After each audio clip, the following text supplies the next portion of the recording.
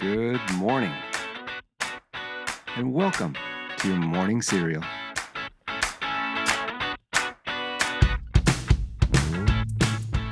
Okay, good morning and welcome to Thursday. Hey, 2-week warning, people. 2 weeks until 2026. So if you're not up and going yet, grab your coffee, and here is someone who is packing some serious energy to get us moving along today. Our quote today is from powerhouse vocalist Christina Aguilera, who said, quote, "You have to be strong and know that you can do anything you put your mind to," end quote.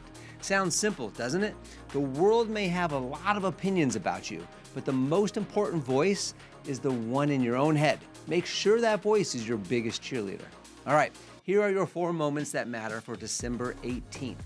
Okay, our historic moment is a little bit of a scary one today. It happened on this date back in 1975. Do you know the name George and Kathy Lutz? Well, on this date, they moved into a house in Amityville, New York. It was the site of a 1974 mass murder. And within 28 days, they fled their new house, claiming terrifying paranormal events. Their story inspired the book and the film, The Amityville Horror. Crazy, scary stuff. My daughter and I and my family, we've watched some of these documentaries. Scary stuff. Well, today's special day is going to lighten the mood. It's Answer the Telephone Like Buddy the Elf Day. Buddy the Elf, what's your favorite color?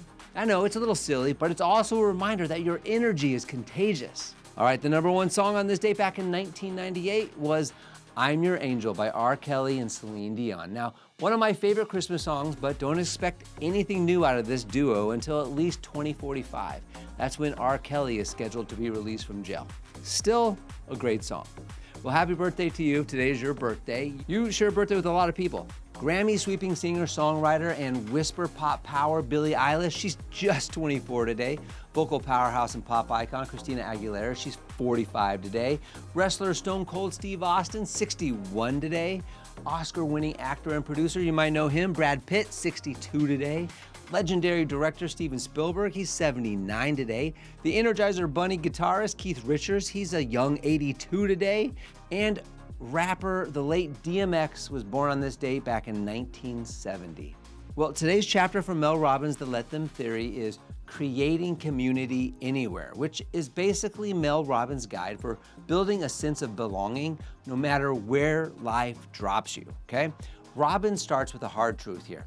As adults, we often fantasize that community will just happen the way it did in school, when proximity and shared schedules did all the heavy lifting for us.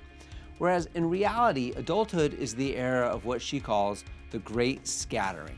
Friends moving away, job shifting, kids entering the chat, and calendars pulling everyone in different directions. Instead of mourning the loss of automatic community, this chapter teaches you how to build it on purpose. She leans again on those 3 pillars, proximity, timing, and energy, and invites you to look at your current life through that lens. Where are you already crossing paths with potential people? At the gym, at work, at your kid's school, the dog park, your apartment lobby, that coffee shop you treat like an office, right? Creating community anywhere is practical, and Mel suggests tiny, doable moves. Sit in the same spot regularly, talk to the same barista, join a recurring class, say hello to the same neighbors. Over time, those micro interactions stack into familiarity, then into comfort, then into connection. Mel emphasizes, quote, friendship is not a group sport, it's an individual one, end quote.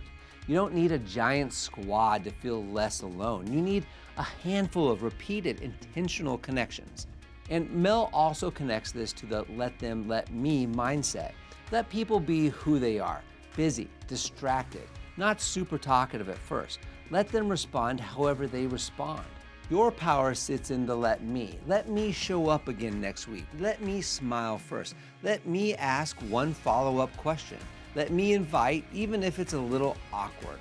Crucially, Robbins doesn't pretend this is easy for everyone.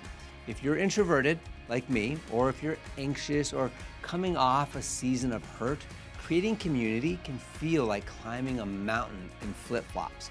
She normalizes that fear while insisting that staying isolated actually hurts you more in the long run.